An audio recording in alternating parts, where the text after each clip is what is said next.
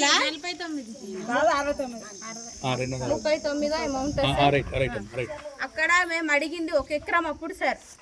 అది 1 ఎకరం సంవత్సరం కింద అడిగితే వాళ్ళు ఇవ్వమన్నారు. ముందు అందరం పెట్టుకుందాం, మాట్లాడుకుందాం, విచారించుకుందాం అన్నారు. సమ్మతమే కదా అని ఒప్పుకున్నాము. ఇక మొన్న బుద్ధ పౌర్ణమి కదా అని విగ్రహాన్ని తీసుకొచ్చి ప్రతిష్ఠించుకొని మహిళల మందిరం ఆరతం తీసుకొని పోయినాము. ఇక మగవాళ్ళందరూ వంటలు చేద్దాము, మరి బుద్ధ పౌర్ణమి వేసుకుంటున్నాం కదా మంచిగా ఘనంగా వంటలు చేద్దామని మగవాళ్ళు నీళ్ళకు వంట సామాన్లకు పోయిండు. మేము లేడీస్ పడి ఉన్నాము. ఇక మేము ఒక 70 గడుపుకుంటాము. 70 గడపలు ఒక 70 మందిని 75-80 వరకు వాళ్ళు మొత్తం 500 మంది అన్ని కులాలు. ఇక అన్ని కులాలు బీసీ వాళ్ళు అందరు వచ్చి ఏకంగా ఆడవాళ్ళ ఏమల్లేమి ఇక మా జెండా పంచరంగుల జెండాని వీకేసిండ్లా.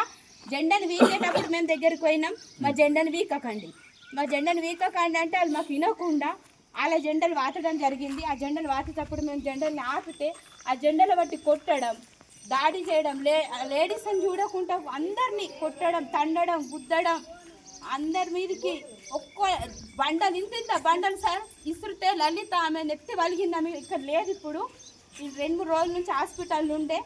ఇప్పుడు వాళ్ళ పేరెంట్స్ వచ్చి ఇంటికి తీసుకెళ్ళిపోయింది ఆమెని. ఆమెకు భర్త లేడు, ఇద్దరికి మొత్తం 6గురికి గాయాలైనాయి సార్. భర్త లేడు, నెత్తి మొత్తం వలిగిపోయింది. ఒక ఆమెకు కడుపు ఇట్లా కిందేసి తొక్కిళ్ళు. ఆమెకు కూడా వాళ్ళ తల్లిగారులు తీసుకుపోయిండు. మొత్తం ఇళ్ళకి పాలలేసినాం సార్.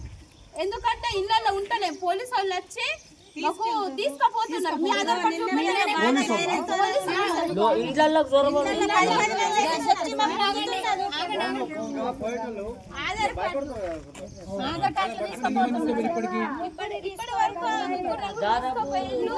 ఇంకా మిగతా మందికి కూడా తీసుకోపోతామని పేర్లు చెప్తున్నారు. నీ పేరు ఏమో నీకు తీసుకో ఇట్లా మేము మాట్లాడినాం కదా, మాట్లాడుతున్నాం కదా, ఆధార్ కార్డు అడుగుతారేమో అని అందరు సార్. ఎక్కడో లెక్కర ఊరంతా ఫరారైపోయిండు, లేరు. తాళాలు ఉన్నాయి అందరికి ఇళ్ళల్లో వచ్చి పోలీసు వాళ్ళు ఆధార్ కార్డులు అడిగినాక ఎవరు ఎరకుంటా ఉంటారు.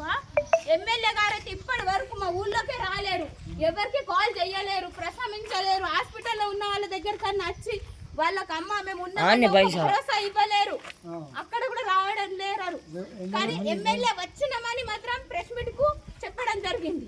వచ్చిన నేను పోయినా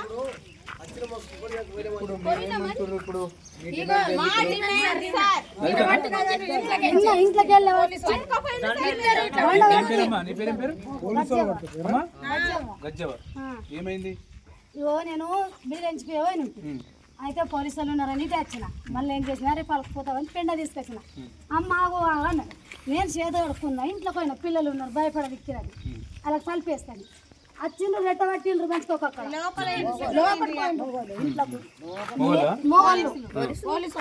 వీళ్ళు రెట్టబట్టి బయట వచ్చినారు. రేపటి నేనేదని ఎత్తుకుంటే ఉంటారా వీళ్ళు? ఏంటికి పెద్ద మొగలితే కర్రెమ్మ కందానా కర్రెమ్మ కందానా వెళ్ళేది బయట కన్నాడు.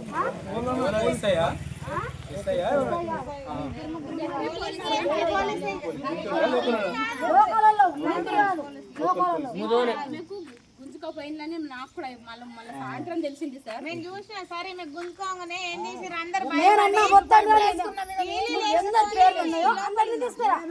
అప్పుడు వస్తా. అప్పటిదాకా రాని నేను అన్నా. ఇప్పుడు మీరు ఏం కోరుతారు? ఎటువంటి న్యాయం జరగాలని కోరుతున్నారు? మీకు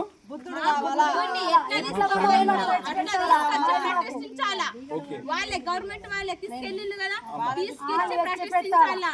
మాకు 2 ఎకరాలు కావాలా. మేము అప్పుడు అడిగింది కొంచెం పడుతున్న పర్వాలేదు లేదు, మేము ఉపాసం ఉన్న పర్వాలేదు, హాస్పిటల్లో ఉన్న వాళ్ళు చనిపోయినా పర్వాలేదు. వాళ్ళు కూడా అంటున్నారు మేము చనిపోయినా పర్వాలేదు, మనకు బుద్ధుడు కావాలా, ఖచ్చితంగా కావాలా. బుద్ధ పౌర్ణమి రోజు బుద్ధుని ప్రతిష్ఠించినాక తీసుకెళ్లడం అన్నది అవమానకరమైన విషయము. మీరే కొంచెం ఆలోచించాలా సార్. ఇక నవనీత సార్, బుద్ధులు నవ్వుతా, మీరే ఆలోచించి చెప్పండి సార్. బుద్ధ పౌర్ణమి రోజు బుద్ధుని ప్రతిష్ఠించిన తర్వాత తీసుకెళ్లడం అన్నది ఎటువంటి న్యాయమో మరి మన ప్రభుత్వం చెప్పాలా. మరి ఎమ్మెల్యే గారు కూడా రాకపోయినా వచ్చిన నేను అందరితో మాట్లాడినా అన్నారు. మరి అయినా కూడా ఎవరితో మాట్లాడిండ్రు అయినా కూడా మాకు